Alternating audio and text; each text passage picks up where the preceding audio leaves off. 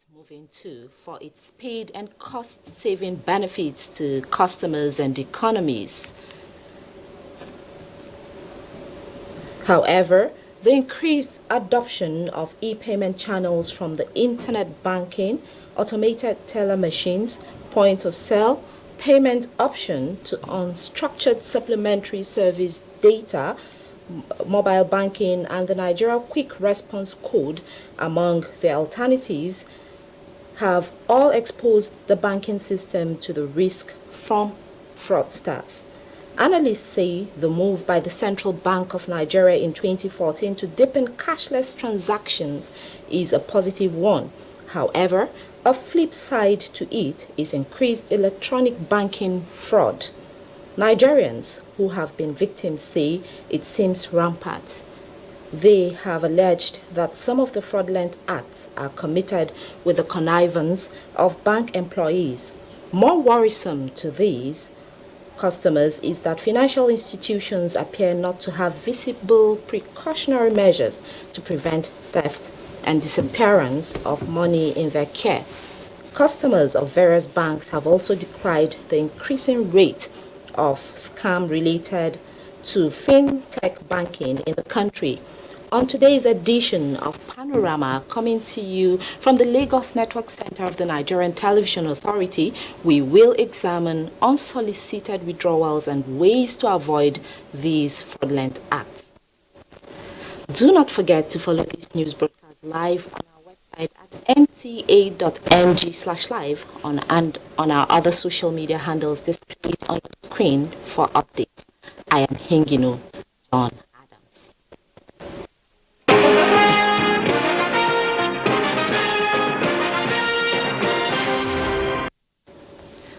Thanks for being with us. President Muhammadu Buhari has left Abuja Tuesday morning for the Kingdom of Saudi Arabia. State House correspondent Adamu Sambo reports that the president was seen off at the Nnamdi Azikiwe International Airport by his Chief of Staff, Professor Ibrahim Gambari, Inspector General of Police Usman Alkali Baba, Director General Department of State Services Yusuf Magaji Bichi, and other senior government officials. While in Saudi Arabia, President Buhari is expected to perform Umrah, otherwise called the Lesser Hajj. Being the last time he will be doing so as head of state, President Buhari is expected to use the opportunity for thanksgiving to Allah for his enormous blessings, guidance, and protection in the execution of his mandate.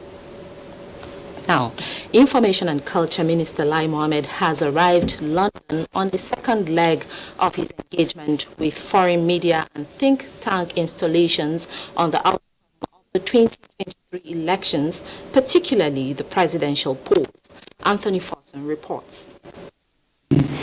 In Washington, to correct the imbalance in the skewed narrative which had pervaded the air, surely with international media organizations, international think tanks.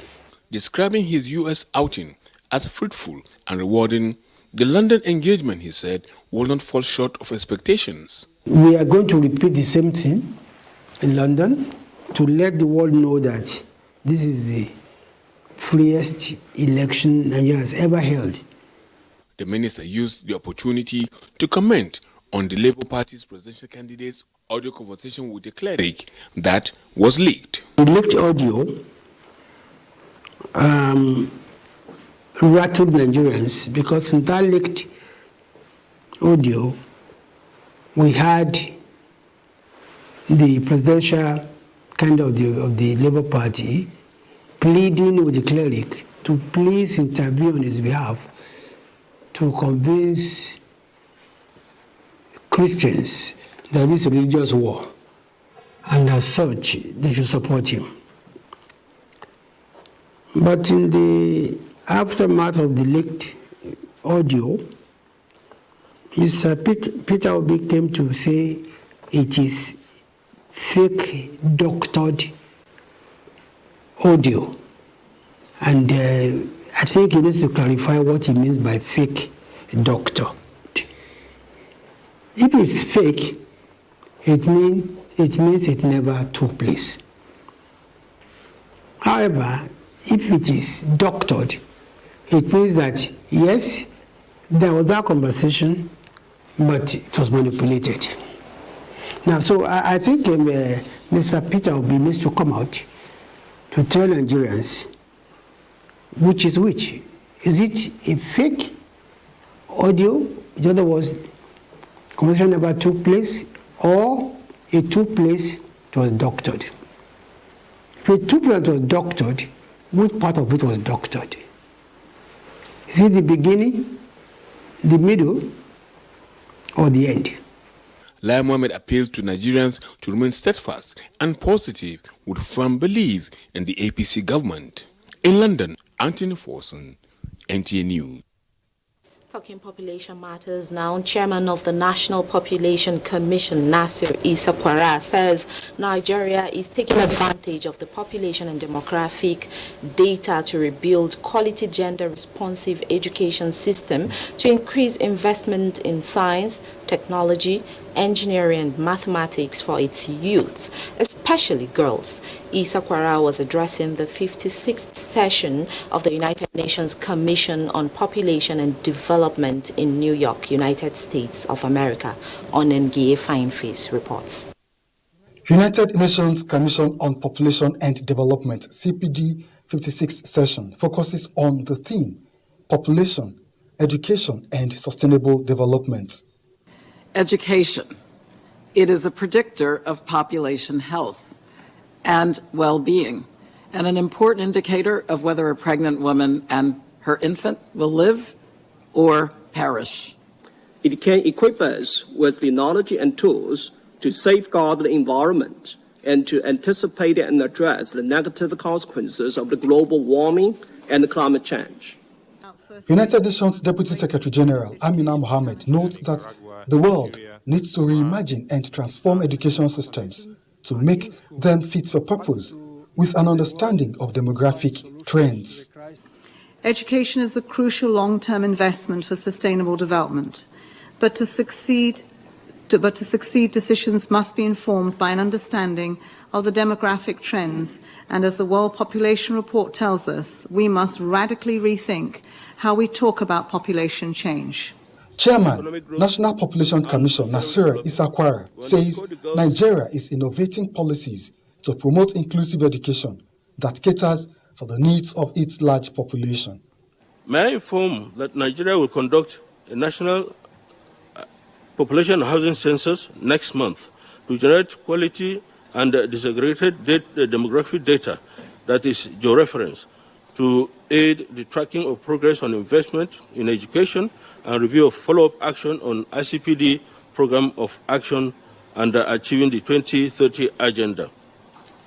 He notes that the prospect of increasing school-age population places demand on the country for more resources to provide quality education, especially for those in difficult situations. Onengie Fineface, NTA News. The International Monetary Fund has projected global growth of 3% to last for a period of 5 years. Managing Director IMF stated this at the opening of the spring meeting while speaking on resilience shaping development. The Managing Director of International Monetary Fund, Kristalina Georgieva, said with the inflationary pressure, recovery has been elusive. Increase in interest rates to control the trend. Liquidity would lower. She added, has exposed vulnerabilities in the financial sector, thereby making task of policy making harder. Is despite the remarkable resilience of consumer spending in the United States, in Europe, despite the uplift from China's reopening, global growth would remain below 3% as we projected it earlier this year. And what is more concerning, it would remain around 3% for the next 5 years. In building resilience and shaping development, World Bank Group President David Malpass says the bank is keen on paying attention on performance of the world economy, the debt problems facing developing countries, with a view to provide assistance to people around the world, and especially for people that are on the lower end of the income scale in developing countries, as well as advanced economies that are suffering from the lower incomes. As we look at it, the elements of growth into the future, it's important that there be more investment in small businesses, in new businesses, and that means a flow of capital. And a worry that we have for developing countries is the capital inflow. The capital flow right now is out of developing countries. So for many of the developing countries, it looks like they're in a phase of decapitalization rather than recapitalization. The International Monetary Fund, in its research, says cost of trade fragmentation can run as high as 7% of global GDP over the years. From Washington, D.C., Abuja, NTA News. Still on the financial sector, customers of various banks have decried the increasing rate of fraud related to fintech banking in the country since the Central Bank of Nigeria in 2014 accelerated its effort to deepen cashless transactions. Electronic banking fraud has drastically increased. Correspondent examines ways the public can avoid unsolicited bank withdrawal from their accounts. Financial experts say that in year 2018, for example, analysis shows the banking sector lost over 15.5 billion naira, with online fraud accounting for about 60% of the total, due to banks increasing investment in internet-based and technology-related banking services. Another example is fintech scams. Some bank customers who have been victims say it is rampant in the country. They have alleged that many of the fraudulent acts are committed with the connivance of bank employees. Countless of times, minimal amounts have been taken out of my accounts, and I felt that not proper. I'm heading to the bank right now. What happened? I was debited, and my ATM card was with me, so I don't know how the transaction was done. 10,000 naira was deducted from my account. Customers have continued to lament that banks have no visible precautionary measures to prevent theft and disappearance of their customers' money. However, financial analysts have offered advice on how customers on their own can safeguard their accounts and avoid unsolicited withdrawals. Before you click any link sent to you, you should make sure it comes from the bank. Get in touch with the customer care or your account officer. And also, when you go into sites and you are asked to use your card to pay for things, make sure you verify if this site is actually legit before you do this. Do you access your banking, your bank statement or your bank position, or make transfers through your bank using a public Wi-Fi? You may have been you may compromise your password or access code. At every point in time, you ought to know your account balance. So if there is any transaction which you did not initiate but eventually landed on your account, you should interrogate it. By the time you raise a red flag on that transaction, definitely you have to escalate it. Respondents are of the opinion that it is high time banks improved their online security system to protect their bank database as well as customers' details from getting into the hands of hackers. In Lagos, Ruth Ario Samuel, NTA News. Unsolicited withdrawal and ways to avoid these fraudulent acts is a chartered accountant and a skilled strategist. Thanks for joining us. Thank you so much. Thanks for having me. Before the discussion, we would like to take a short break. We will be back shortly. The counsel of our fathers. I will urge and advise our younger generation to use talent and brain to sort out problems, not arms. Nigerian youths, let's build our nation. My advice to these young people is please do not take us back to those harrowing days you probably do not know what it is. I believe we have fought one civil war too many in this country. So those who experience it will run away from it. Nigerian youths, let's build our nation together.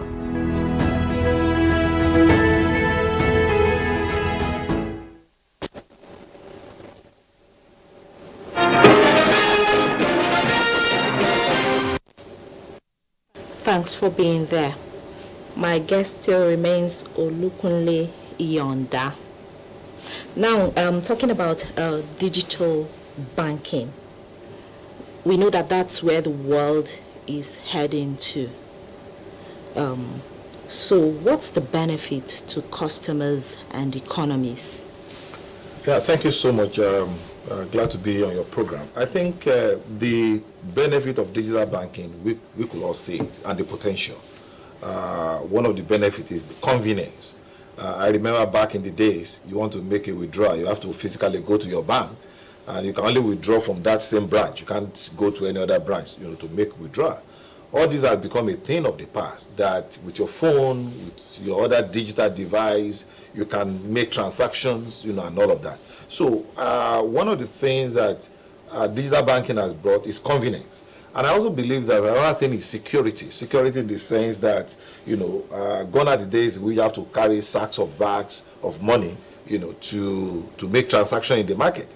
Now, what you need to do is you can make your transfer to the vendor. So you have a peace of mind and all of that. So those two things are the basic things that digital technology has introduced to the banking sector. That doesn't mean it doesn't have its own challenges, but the advantages of that outweigh the demerit of digital banking. Thank you. Talking about the disadvantages, how is it increasing the number of bank frauds? Well, anything that is digital has potential to be abused. Every system can be abused, not necessarily just the digital banking. Every system can be abused. And that is why today you see banks spending a lot of money on digital security, cyber, to prevent cyber fraud and all of that. The issue of cyber fraud is not peculiar to Nigeria. It's a global issue, okay? And that is why it's extremely important that organizations banks especially, have a robust, internal control system that can prevent some of these unscrupulous practices that we see, in the banking sector. Because we have to know that first and foremost, what banks sell is trust. And when that trust is breached, then there is a problem. Trust in the sense that if I put 10 naira in the bank, if I go there, it's going to be 10 naira. Trust in the sense that nobody will have access to my money without my authorization. And if that trust is breached, in terms of the experience that we provide, then there's going to be a major problem. Once there is a lack of confidence in the system, I mean, you can see what happened to SVB Bank in San Francisco. Once there is a lack of confidence in the system, the entire banking system is going to collapse. And that's why I think that if there is anything that the banking industry needs to continue to strengthen, is try to create a very robust, secured, safe, convenient digital platform, for the customers. Okay, with all these points, we know that customers are often at the receiving end, most of the time for no fault of theirs. So how can you make us understand how vulnerable these customers are? Well, you start by saying that due to no fault of theirs, that is, there are things that possibly happen on your, banking apps that is not because of something you have done wrong. That is very true. But also, let's start from what you need to do as a customer of a bank. If you are operating any digital platform, you have the primary responsibility to ensure that you safeguard your account. Okay? Today, for instance, if you are using smartphone, some of the smartphone, they come with biometric features, so you can enhance enable your biometric feature, either your fingerprint, either your face ID, and all of that. That is the first point of call. Then there's another layer. The other layer is your password, is your PIN. Ensure that you do not disclose your PIN unnecessary. Some of us, myself, I mean included, want to do certain things. You give a ATM card to your customer, to your uncle, to your friend. To your maid rather. You give to your maid. Go to the bank and go to the ATM and withdraw this money. You've already compromised, whether you like it or not. Okay, so I'm not saying that we'll not get to a point where you ask your maid or your driver to make a withdrawal for you, but the onus also lies on you to know that you accept that responsibility and that you check your bank account all the time. That is one. When it comes to the part of the bank, like I said before, there is need for banks to have a robust cyber security system. There is no two-way around it. The central bank, fortunately, in 2016, issued consumer protection regulations, and the consumer protection regulation is expected to ensure that bank customers are fairly treated, to ensure that there is equitable treatment in the way everybody accesses the digital platform, and to also ensure that there is that peace of mind. And if you read that Consumer Protection Act, there are sanctions there that will be placed by CBN on bank. Now, today we have failed transactions. If you go to the bank, the people are not going to the bank to make withdrawal anymore. They go to the bank because they are failed transactions. Unfortunately, you call the customer experience center or customer fulfillment center or customer contact center, they are unable to resolve your issue. The only thing they will tell you is that, okay, we're going to pass it to the appropriate quarters and it's going to be resolved. All right. Thank you very much, Mr. Yonda, for sharing your thoughts with us. We appreciate. Thank you so much for having me. All right. Moving on now, the Federal Road Safety Corps has said that a sum of 5,020,666 naira was received from the victims of a crash that occurred along Kaduna-Zaria route. A statement by the Corps Public Education Officer, Assistant Corps Marshal BC Kazim, reveals that the Corps Marshal Dauda Alibiu said that no life was lost. Biu said that the crash, which occurred at about 13:01 hours on Sunday, involved one Toyota Hiace white bus with registration number KTG 13XG. According to him, 11 people were involved, with 8 people injured and 3 survived without injuries. The Corps Marshal commended the Zaria Unit Command patrol teams for their commitment in ensuring safety of the people and for their honesty in recovering such huge amounts of money. He also expressed his gratitude to operatives for their resilience, professionalism, and excellent synergy with other security agencies in their areas of responsibility. With the general elections over, now sports update next.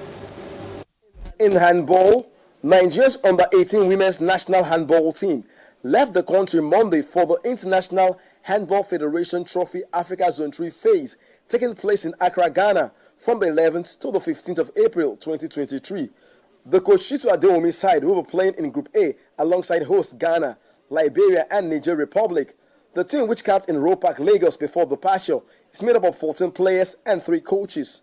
Nigeria takes on Niger Republic in its first match by 1 p.m. Tuesday afternoon. In football, the Super Falcons of Nigeria will this Tuesday afternoon take on Women's World Cup co-host New Zealand in its second international friendly match in Antalya, Turkey. As part of its World Cup preparations, this will be the first time both sides will be meeting in an international friendly match. Nigeria is currently ranked 42 in the latest FIFA World Rankings, while New Zealand is 25. Both teams have qualified for every FIFA Women's World Cup since inception. The Super Falcons have won their last 2 games against Costa Rica and Haiti, while New Zealand have struggled in recent matches, failing to win in their last 9 games. The pressure is on the likes of Canada and Australia, but I know we have some amazing talent in this team, so we're definitely going to put in some fight and some good performances, and I think we can cause a couple of upsets.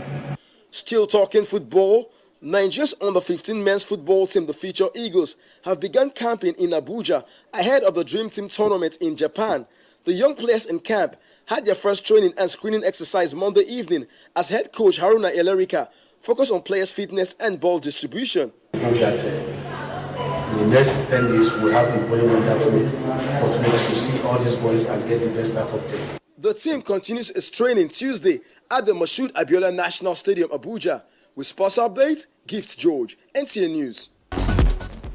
That's it on Panorama today. But before we go, I'd like to remind you that next month is the National Population Census, and do avail yourself to be counted.